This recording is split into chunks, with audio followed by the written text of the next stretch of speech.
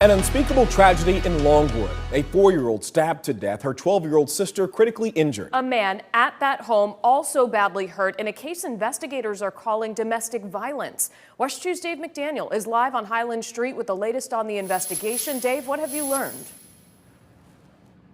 We just got an update from the Longwood Police Department within the last 5 to 10 minutes. They're now saying that the person of interest in those stabbings is 39-year-old Juan Bravo Torres, the actual father of those two girls. What they're still trying to figure out is how everything got so violent in that home and why.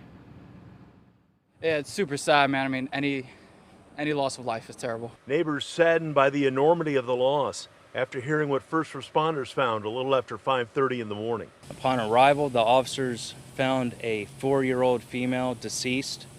There was also a 12-year-old female involved who is critically injured. She had walked from the house to a nearby McDonald's to summon help.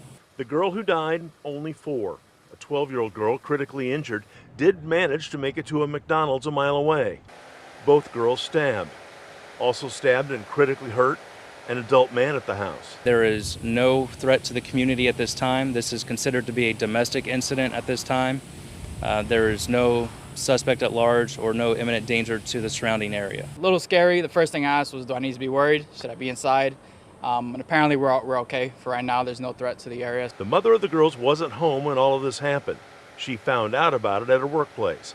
Police say there have not been past issues here, but offer this advice. There is a lot of help that people can get if you're in a domestic situation, and we encourage people to speak up.